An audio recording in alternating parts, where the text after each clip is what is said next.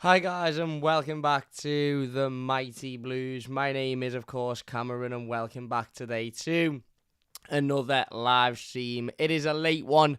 I know some of you like and appreciate the late ones, so every now and then I like to sit down a little bit later than usual and have a chat about Everton. It is the game review. Liverpool 2, Everton 0 in the Merseyside derby. We did the instant match reaction and the player ratings yesterday, because as I mentioned, I was away on Monday and spent the entirety of yesterday morning/afternoon travelling home. So we did those videos a little bit later than we would usually have wanted to. But we are here with the game review to that game and to a game that was very typical of a Merseyside derby at Anfield. And, you know, whilst I appreciate that we've seen results that have looked much worse on paper than that one on Monday night at Anfield in recent years, and whilst I appreciate we've seen probably worse performances than that one, I just think it was very vintage Everton in a Merseyside derby away from home, in the sense of that we had an opportunity to get at Liverpool in terms of their, you know, sort of current form and lack of confidence, and, you know, certainly a lot of the issues or problems that they face at the moment surrounding their immediate future, whether it be surrounding players or management or whatever it may be. There was definitely an opportunity for Everton to, almost again push further down on that pressure. But likewise, the same for Liverpool. You know, we're not sitting here talking about an Everton team that are in free-flowing form and absolutely unbelievable at the moment. We're talking about an Everton team that have won one game in the last 4 months, and only one game since the return of the Premier League after the World Cup, of course, being that win against Arsenal. So for Liverpool, I suppose, you know, they could have said that their outcome or their outlook on the game prior to it would have been to further pile pressure on Everton and to sort of to try and get at the players in that way, and that's exactly what they did, and we didn't do that. When I say a typical Everton performance at Anfield, what I mean is an Everton team that have gone there with the potential plan of having a go and getting at them and battling and seeing what, you know, we can get out of a game against a really shaken team at the moment. But in reality, we've gone there, we've sat back, we've seemed terrified to move the ball or play the ball, and we've effectively given them a free hit. And, you know, I don't think Liverpool were particularly very good on Monday night, and I think this Liverpool team is a complete shell of what previous Liverpool teams have been. And, you know, Everton have lost Merseyside derbies at Anfield over the course of the last 4 or 5 years, where we've simply had to sit here on the live streams and say they're just so much better than what we are. It's heartbreaking to say and to think, but it's the truth. I don't think that was the case with this one. Don't get me wrong, I think Liverpool are still a better team than Everton, because Everton obviously are in our second consecutive relegation battle. But what I'm saying is it wasn't a case of they were just absolutely unbelievable and we couldn't do anything about it. They scored 2 really, really scruffy, really, really poor goals to concede. And I don't think we done as much as what we potentially could have. And Stranger Things says, you said Everton were getting at least a point. I said if Everton control the midfield battle and if Everton control the game in that midfield, then we will get at least a point. We didn't do that, so therefore we didn't get at least a point. So I'm not really sure what your point is there. But no, it was, it was a tough game. It was always going to be a tough game. You know, we said coming into these two being Arsenal and Liverpool, that if we get anything out of either of them, it would be a pretty much a miracle at that point, given the fact that we'd been in such poor form prior to Sean Dyche's appointment. We, of course, got that win against Arsenal last week, which is unbelievable, and maybe we got a little bit too confident, maybe we got a little bit too ahead of ourselves, maybe we looked at Liverpool's bad run of form and, you know, issues at the moment and problems and, you know, frustration within the fan base, and we sort of thought, actually, do you know what, we can get at these and we can get something, and maybe that was a little bit too much to expect. The reality of the situation is, as I said, if you'd have said to us on the day Sean Dyche was appointed as Everton manager that you'd take 3 points out of those 2 games, I think we'd have snatched your hand off for it, considering, you know, we haven't managed to win a game since October. So This simply is one of them that we're going to have to forget, and I'm sure we will forget. This will be lodged and archived in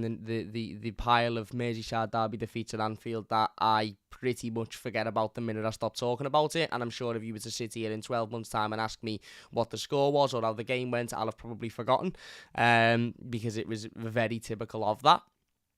And that's what we've got to do. Ultimately, we've got to forget about it. We've got to put it behind us. We've got to, take it on the chin and accept the couple of days of criticism or, banter, if you want to call it that we might get from our noisy neighbours, and then move on to, for what me is an absolutely, as I say, there isn't a descriptive word to describe how important Saturday's game against Leeds United is at Goodison Park. It has to be a win. It's as simple as that. We all sat here and said the games against Arsenal and Liverpool were very much free hits, and if we can get something out of either of them, it would be amazing. But the 5 games that follow, which of course starts with Leeds United on Saturday, is they're the big games. They're the games that Everton need to ultimately take a lot of points out of if we're gonna look like we will survive in the Premier League this season. And the Merseyside derby in itself wasn't particularly worrying in terms of as an anomaly on its own as a game of football, but there were definitely worrying factors within that Merseyside derby that really, really, really, really worry me for the foreseeable future for this football club, such as Dominic Calvert-Lewin's absence, and obviously Sean Dyche's decision to throw in Ellis Sims, which, again, may have just been a case of giving him an opportunity because he's more alike Dominic Calvert-Lewin in terms of his physical stature and his presence, and we're more able to play in the same way as we would have with Dominic Calvert-Lewin with Ellis Sims in there rather than Neil Maupay. But the reality is, as we saw on Monday night, Ellis Sims just simply isn't good enough. He simply isn't ready. He simply isn't there yet. I'm not saying he never will be. I'm not saying he's awful. I'm not saying that he won't play in the Premier League again this season and have a good game at Goodison Park against a team that maybe, aren't as, I suppose, good as Liverpool, although Liverpool aren't very good at the moment. However, he was completely out of his depth, and showed that our like-for-like replacement striker for Dominic Calvert-Lewin isn't ready, and I'm not blaming him, and I'm not sitting here saying that, he was the worst on the pitch, because I don't think he was, but we showed that, we saw on Monday night that our ready-made sort of like-for-like replacement to Dom is nowhere near good enough, and our only other striking option is Neil Maupay, who, the fact that the manager, after less than a week, preferred an 18-year-old lad with very, very, very minimal experience and certainly no Merseyside derby experience over Neil Maupay just tells the tale as to where Neil Maupay sort of stands in that ranking of Everton's forward options. And don't get me wrong, I do think Neil Maupay will start on the weekend because I just don't see Dominic Calvert-Lewin being fit enough, and I don't think he'll go with Ellis Sims again. But Neil Maupay ultimately cannot play that same role that Dominic Calvert-Lewin plays, and therefore meaning that the manager will have to change his tactics really, really early on into his tenure if we're wanting to get anything out of Saturday. And that for me is really, really worrying, because again it highlights the failures of this football club, and we all knew when I sat here after deadline day and ripped into the board and the owner for their complete and utter lack of common sense and their complete and utter neglect of this football club by not bringing in another striker. We sat here with the hope that the new manager would come in and maybe be able to muster something up to get goals from somewhere else on the pitch, maybe get more out of Damari Gray, maybe get more out of Dwight McNeil, maybe get more out of Neil Maupay, or just cross our fingers, close our eyes, and hope that Dominic Calvert-Lewin remains injury-free for the remainder of the season. That obviously hasn't happened, and as I said 6 months ago, and as I will say it again, and my opinion hasn't changed, for me, Everton have to now plan for a future without Dominic Calvert-Lewin. I said it in the summer, I think, or certainly during the World Cup break, and I'll say it again, and I'll say it on Saturday, even if he's back, he's fit, and he's wonderful. I'll say it on Saturday. Everton simply cannot rely on Dominic Calvert-Lewin in any sense of the imagination. There can be no reliability on on Dominic Calvert-Lewin. I've just realised that I referred to Ellis Sims as an 18-year-old. He's actually 22, so he's not even that young. But yeah, ultimately Everton cannot rely on Dominic Calvert-Lewin. And we knew that in January. We knew that there was never, ever, ever a scenario in which the right answer was, well, we can just hope Dominic Calvert-Lewin remains fit. That was never, ever going to be the right, situation. And yet that was the situation we find ourselves in. And a week, 2 weeks after the window was closed, he's gone and got himself injured. Now, who knows how long he'll be out for? Whether it was just a strain and he'll be back on the weekend, or whether he'll be out for a few weeks. Who knows anymore? And even if he is back at the weekend, there's no guarantee that he won't be then injured again for the following games. But that is just one thing I took out of Monday night's performance that is really worrying. Where do our goals come from? Where is our attacking threat? Dom was so good against Arsenal. Even if he didn't score and even if he missed a couple of chances that you would normally expect him to score, he was very, very, very good against Arsenal. He put himself about. He battled. He worked hard. He won his aerial duels. He put in a really, really solid centre forward performance, a performance that almost, had a massive part to play in us winning that game in itself, because he occupied the defenders. He gave the defenders something to think about. He gave the defenders something to worry about. Ellis Sims didn't give either of Liverpool centre halves anything to worry about, and that's not me blaming Ellis or me putting the blame on him or saying that, this, that, and the other. That's just me saying it as a matter of fact. Ellis Sims isn't experienced enough and he isn't good enough to put any real pressure on Premier League defenders, in my opinion, at this stage in his career. So the only option, because let's be honest, we're not going to sign anybody on a free transfer now, and if we do, the likelihood of them being good enough to come in and do the job we need them to do is nigh on, impossible.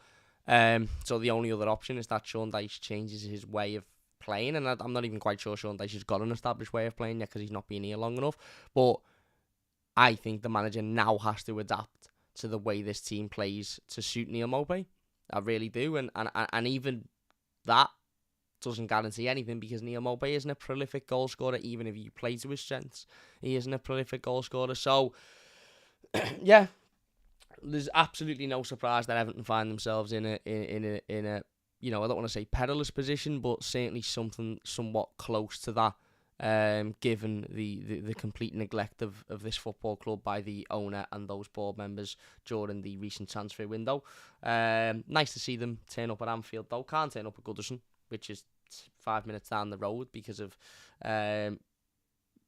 safety precautions or whatever. But as I've said before, and I will say it again, when I say they should stay away, I mean stay away from Goodison and stay away from the away games, because you bring nothing but bad press. You've created this situation yourselves by trying to throw the fan base under the bus. Fuck off, out of our club. Don't come back. Don't go to away games. Don't go to home games. Just disappear into the future, into the darkness, and don't come back again, please.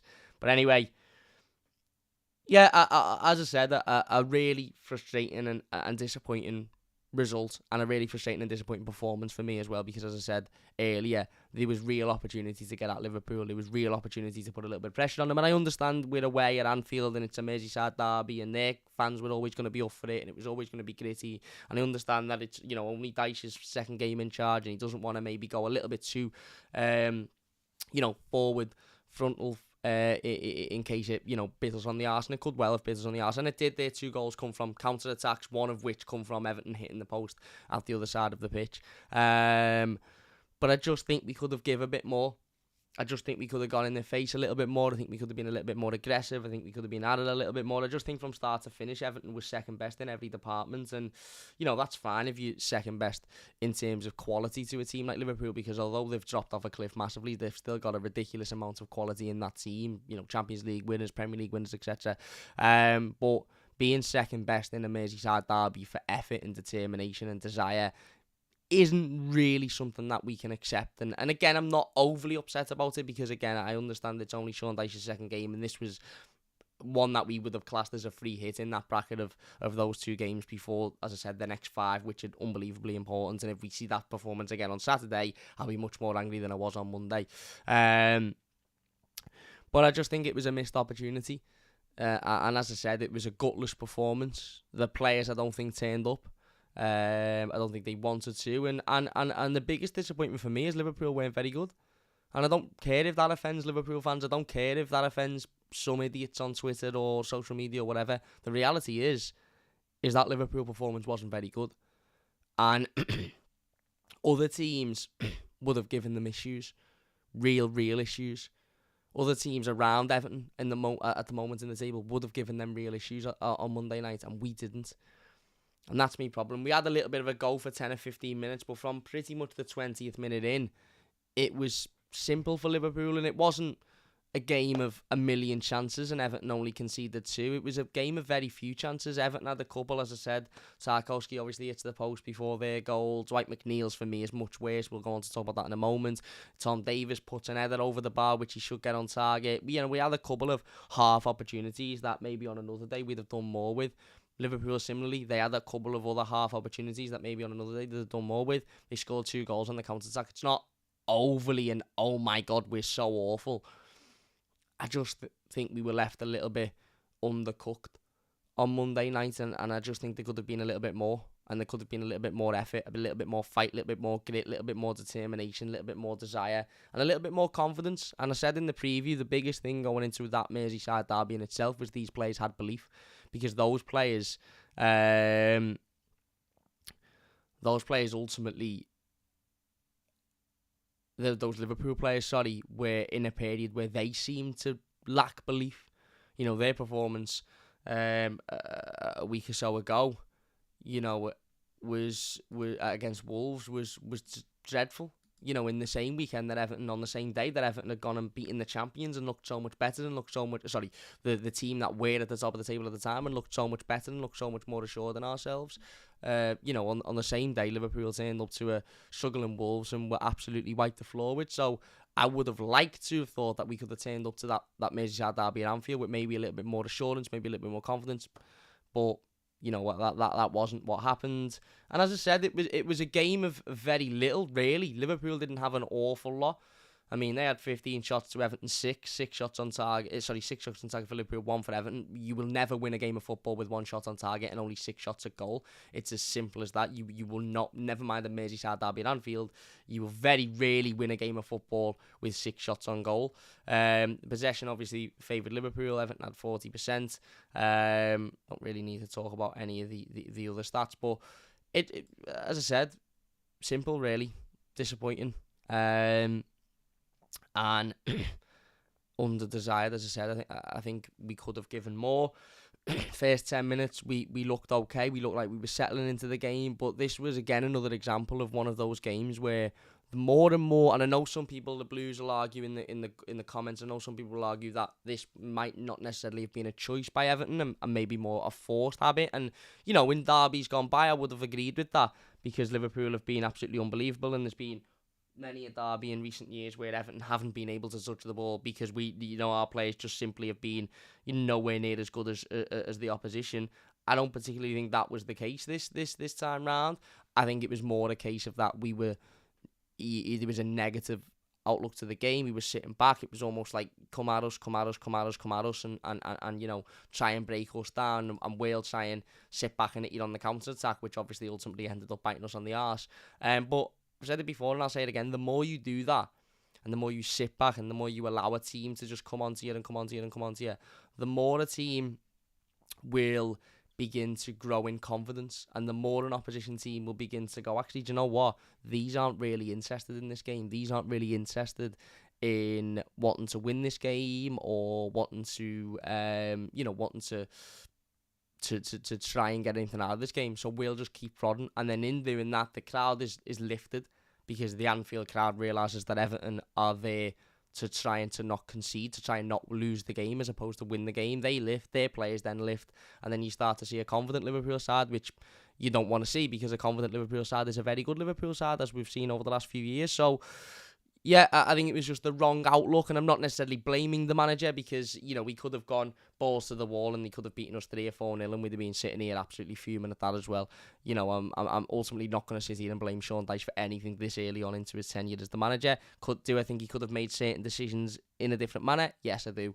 But again, an extremely difficult, first 2 games to manage as the new manager. Like I said, I thought we started sort of feeling ourselves into the game, and then from 20 minutes onwards it was very, very, very evident that Everton were the second best team, second best to every ball. Passing was second best. We very rarely had the ball, and when we did, we didn't do anything with it. There was no real movement going forward. Defensively, there was times where we were looking a little bit shaky, and then we're staying in the game, we're battling, we're still, getting forward and trying to make something happen and trying to create chances, and we get a chance.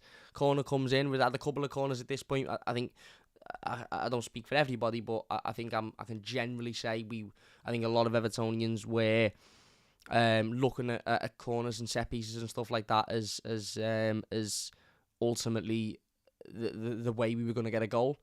On Monday night, corner comes in, Tarkowski gets a good header on it, really good header on it again, it bounces off the post, and then for me, the most frustrating thing about this goal, and this might just be me personally, and ultimately other people will disagree, but we can sit here and talk about Tarkowski hitting the post as a frustrating thing, fine. We can sit here and talk about Garner Gay not wiping Núñez out on the halfway line, fine. We can sit here and talk about Jordan Pickford running out. We can sit here and talk about, the fullbacks being absolutely absent. We can sit here and talk about Connor Cody letting the ball go across. We can sit here and talk about Pickford running out. Sit here and talk about all of that. The most frustrating thing for me is, and I'm going to actually get it up. I'm not going to get it up to put on the stream because I would, of course, be... let me just turn that off. I would, of course, be banned for showing the game. But if you actually watch the goal again, the corner comes in. Tarkowski's header is, of course, headed off the line. Is hit the post. The ball falls to Ellis Sims. Ellis Sims knocks it back to Dwight McNeil. Now, okay, Dwight McNeil's got very little time to do anything with it because 3 or 4 Liverpool players swarm around him.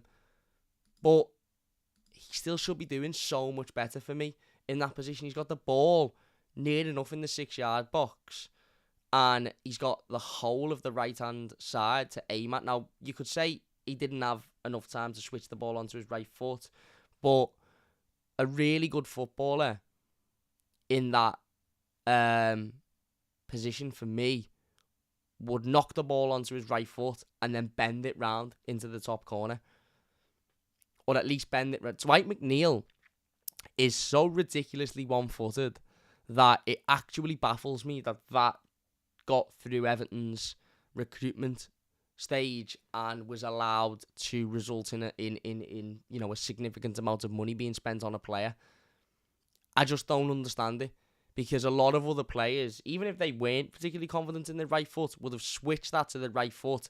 And then once you make that switch, what happens is, because there's 3 or 4 Liverpool players swarming you, if you make that switch to your right foot and then one of them nicks the ball off you, fine, sound, no problem. If you make that switch to your right foot and you get a bending shot over, I firmly believe as long as it's on target, it goes in, because there was enough players in front of Alisson that he probably wouldn't have been able to see the direction of the ball.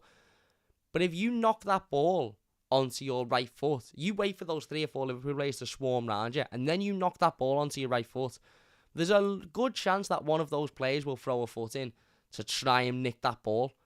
All that takes is them to mistime that challenge, make contact, go down, and it's a penalty all day long. All day long. Now, that's 2 options Dwight McNeil could have taken that could have resulted in Everton getting something from that situation. Instead, he rushes it, he panics, he just twats it with his left foot into about 400 Liverpool players. It, of course, gets blocked. It goes up the other end. Núñez gets it. The second mistake of the phase of play is Garner Gay not putting him into the stands and allowing him to continue to run. He did that. He looked over his shoulder. There's 3 Liverpool players where Seamus Coleman, Vitaly Mykolenko, Connor Cody and James Tarkowski are at this point is beyond me. There's 3 Liverpool players practically stood on their own. Ball comes in. Pickford makes a rash decision. Third mistake. Should Pickford run out aimlessly in the way that he does? I'd say no. Some people who are experts on goalkeeping would say you can't blame Jordan Pickford for that. I'd sit here and say, personally, I think he should be doing a little bit better. I really should be think he should be doing a little bit better. But he doesn't. He runs out. It's a time cover. It's a time. Delay the ball. Obviously Salah gets on the end of it and makes it 1-0. And it's that point you're sort of looking and you're thinking that is such a poor goal to concede. It's not come from an unbelievable bit of play by Liverpool. It's not come from a massive gulf in class or quality. It's come from an unlucky header from one of our players, an awful bit of judgment from Dwight McNeil, another awful bit of judgment by Adisa Gay, and then arguably a poor bit of judgment by the goalkeeper within a ridiculously bad defensive situation. And I just don't get it. And you look at Everton's bench and you look at somebody like a Ben Godfrey, who for me now has to play.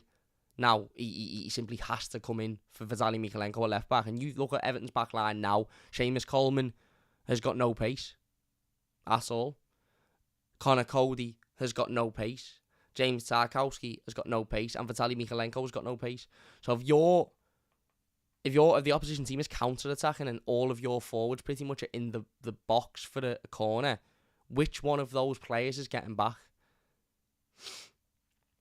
And that's why for me, you've at least got to have somebody in that back line that can run.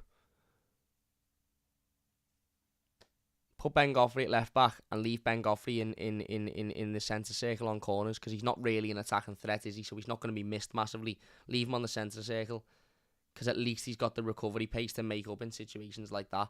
It's a really, really poor goal to concede. And I think it just knocked the wind out of our sails, because it was almost that understanding that, right, we're 1-0 down at Anfield now, not particularly playing very well, in an awful run of form, and not really giving anything going forward. This is going to be an uphill battle.